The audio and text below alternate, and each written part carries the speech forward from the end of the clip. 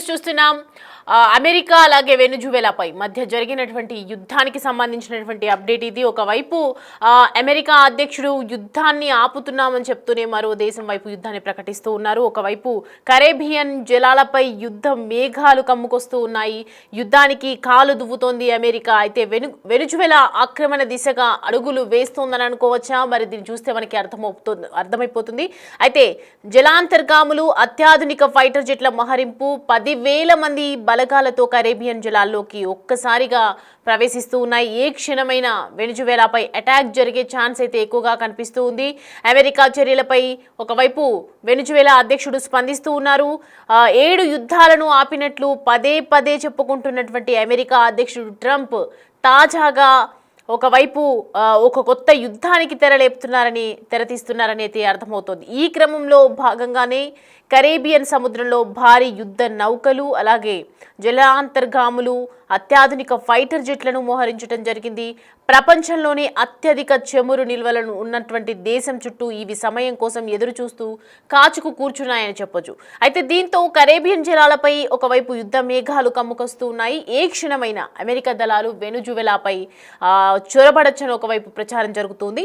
అయితే వెనుజువేలా ముఠాల నుంచి మాదక ద్రవ్యాలు అమెరికాను ముంచెత్తుతున్నాయని ట్రంప్ మొదటిసారి నుంచి చెప్తూనే ఉన్నారు. కానీ అది ఎంతవరకు నిజం అనేది మాత్రం ఏ దేశాలు కూడా దీనికి యాక్సెప్ట్ చేయలేదు. తాజాగా ఆ ముఠాలను అంతం చేసేందుకు సైనిక దళాలను ఒకవైపు రంగంలోకి దింపాయని చెప్పొచ్చు.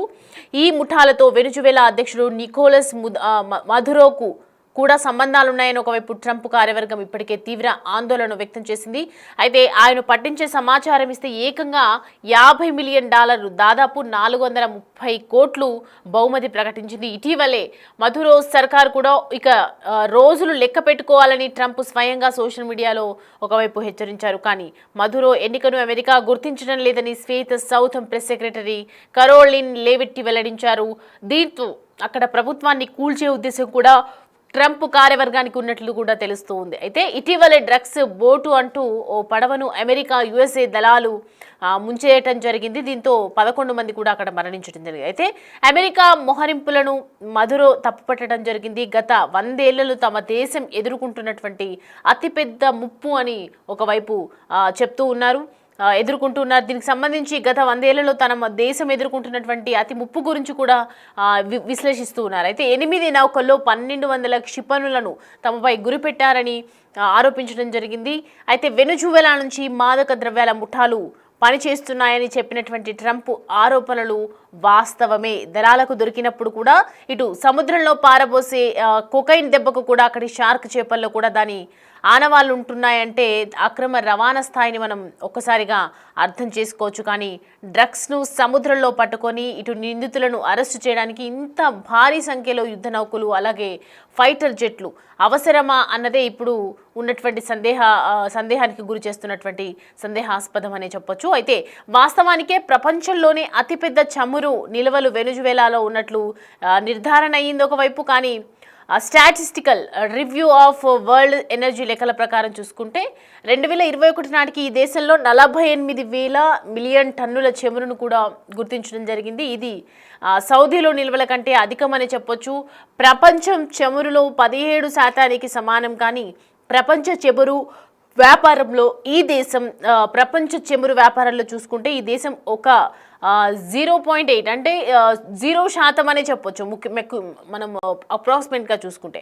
అయితే అమెరికా అక్కడి ప్రభుత్వ రంగ కంపెనీ పెట్రోలియస్ డే వెనుజువేలా SA కూడా ఆంక్షలు విధించడమే దీనికి కారణంగా తెలుస్తోంది. అగ్రరాజ్యంతో పాటు కెనడా, ఐరోపా సమాఖ్య తదితర దేశాలు కలిసి 300 ఆంక్షలు విధించడం జరిగింది. 300 నుంచి 350 వరకు ఆంక్షలు కూడా విధించడం జరిగింది. ట్రంప్ తొలిసారి అధికారంలోకి వచ్చినప్పుడు వెనుజువేలాలో చమురు రిజర్వులను అమెరికా ఒకవైపు స్వాధీనం చేసుకోవాలని కూడా చెప్పడం జరిగింది. 2017లో ఓ ఇంటెలిజెన్స్ బ్రీఫింగ్ సందర్భంగా ఆయన మాట్లాడుతూ వెనుజువేలాపై ఎందుకు యుద్ధం చేయడం లేదని ప్రశ్నించారు. అయితే వాళ్ళ వద్ద ఉన్నటువంటి చాలా చమురు కూడా ఉన్నట్లుగా తెలుస్తుంది. అయితే భౌగోళికంగా తమకు చాలా దగ్గర అని మనకు చాలా దగ్గర అని ఆయన వ్యాఖ్యానించడం జరిగింది. గతంలో కూడా మధురో సర్కారును కూల్చేందుకు ట్రంప్ ప్రయత్నించారు. 2023లో ఉత్తర కరోలినా రిపబ్లికన్ పార్టీ సభలో ప్రసంగిస్తూ కూడా ఆయన నేను గతంలో పదవిని వీడే సమయానికి కూడా వెనుజువేలా కుప్పకూలడానికి ఒకవైపు సిద్ధంగా ఉన్నాను అని చెప్పడం జరిగింది.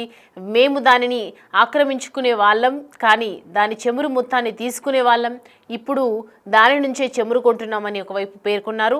ట్రంప్ మనసులో ఈ ఆలోచన ఎప్పటి నుంచో ఉందనే దానికి నిదర్శనంగా మారిందని చెప్పొచ్చు. అప్పట్లో America NSA HR make master సహా పలువురు మంత్రులు కూడా ట్రంప్ ఆలోచనను వ్యతిరేకించడం జరిగింది. మరి ఎక్కడికి వెళ్తుంది ఇప్పుడు దానికి సంబంధించి చెమురుకు సంబంధించి ఒక కొలిక్కి వస్తారా వెనుజువేలా? ఎందుకంటే ప్రపంచంలో జరుగుతున్నటువంటి ప్రతి ఒక్క యుద్ధంలో కూడా ట్రంప్ దాన్ని ఈక్వల్గా చేసే ప్రయత్నం నేను చేస్తున్నాను, అంటే వారిద్దరి మధ్య ఉన్నటువంటి యుద్ధాన్ని నేను ఆపుతున్నాను అని చెప్తూ ఉంటారు. కానీ ఇప్పుడు ప్రజెంట్ అయితే ఒక చెమురుకు సంబంధించి యుద్ధ ప్రాతిపదికన వెల్లడించడం, ఒకవైపు యుద్ధానికి సంబంధించి అన్ని దేశాలకు కూడా నేను ఫైనాన్షియల్గా నష్టం వస్తుందని చెప్పి ఇబ్బందులకు గురవుతారని చెప్పి ఒకవైపు హెచ్చరిస్తూ వాళ్ళని మీడియేటర్గా ఉండి నేను వాళ్ళకు మధ్యలో జరిగినటువంటి గొడవను సమన్యాయంగా సమకాలికంగా తీర్చిదిద్దుతున్నానని చెప్తూ ఉన్నటువంటి ట్రంప్ మరి ఈసారి వెనుజువేలాపై ఒకవైపు దాడికి గురి చేస్తున్నారు, ఒక రంగాన్ని సిద్ధం చేసుకున్నారు, ఆర్మీని కూడా సిద్ధం చేసుకున్నట్లుగా అర్థమవుతుంది. ఒకవైపు యుద్ధ నౌకలు వదులుతున్నారు, మనం చూడొచ్చు మేఘాల్లో ఉన్నటువంటి ఫైటర్ జెట్స్కి సంబంధించినటువంటి విజువల్స్ అవి. సో ప్రజెంట్ అయితే ట్రంప్ నిర్ణయాన్ని తప్పుపట్టినటువంటి ముదరోకి సంబంధించి కూడా మనము దానికి సంబంధించి కూడా వెనుజువేలాలో ప్రపంచంలోని అత్యధిక చెమురు నిల్వలపై అమెరికా ఎప్పటి నుంచో ఒకవైపు కన్ను వేస్తోంది. మరి వెనుజువేలాను కూడా ప్రజెంట్ అయితే ఇప్పటికీ ఒకవైపు స్వాధీనం చేసుకున్నట్లు కూడా కనిపిస్తోంది. మరి కరేబియన్ జలాలపై ఇటు ఒకవైపు అయితే యుద్ధ మేఘాలు కమ్ముకొస్తూ ఉన్నాయి. చేసుకోవాల్సినటువంటి పలుమార్లు ఉండేదని కూడా కొన్ని వ్యాఖ్యలు ఏదైతే చేశారో దానికి సంబంధించి ఎప్పటి నుంచో దాని మీద ఉన్నటువంటి కన్నుంది కాబట్టి ఎప్పటి నుంచో దీనికి సంబంధించి ప్లాన్ చేస్తున్నారు కాబట్టి మరి వెనుజువేలాలో సర్కారును కూల్చేందుకు కూడా ఒకవైపు చర్యలు చేపడతారు. అమెరికాలో ఎప్పుడు సర్కార్ ప్రతి దేశంలో ఉన్నటువంటి సర్కారును కూల్చే లక్ష్యంగానే చాలా కాలం కూడా పనిచేసింది. కానీ ఇప్పుడు కొన్ని దేశాలు వినకపోవటం, కొన్ని దేశాలు అంత ఇన్ఫ్లుయెన్స్ కాకపోవటం వల్ల ప్రపంచ దేశాల్లో ఎటువంటి ఇబ్బందులు కూడా లేకుండా ఉన్నాయి. కానీ ఇప్పుడు ప్రజెంట్ అయితే మరి వెనుజువేలాపై కన్నుపడటం నేపథ్యంలో మరి ఈ యుద్ధానికి సంబంధించి వెనుజువేలా ఎలాంటి రియాక్షన్ తీసుకుంటుంది, వెనుజువేలా ఈ చమురుకి సంబంధించినటువంటి సిద్ధం చేసే అవకాశాలు ఉన్నాయా? మరి 10,000 మంది జలాలతో ఒకవైపు కరేబియన్లతో ఒకవైపు జలాల్లోకి యుద్ధ నౌకలు విసురుతూ ఉన్నారు. మనం చూస్తున్న విజువల్స్లో క్లియర్ కట్గా కనిపిస్తోంది. మరి అమెరికా అలాగే వెనుజువేలాలో మధ్య జరిగినటువంటి యుద్ధం దీనికి ఒక ఎండింగ్ కార్డ్ పడుతుందా? ఈ చెమురుకు సంబంధించి వాళ్ళు ఎలాంటి డిసిషన్స్ తీసుకుంటారు?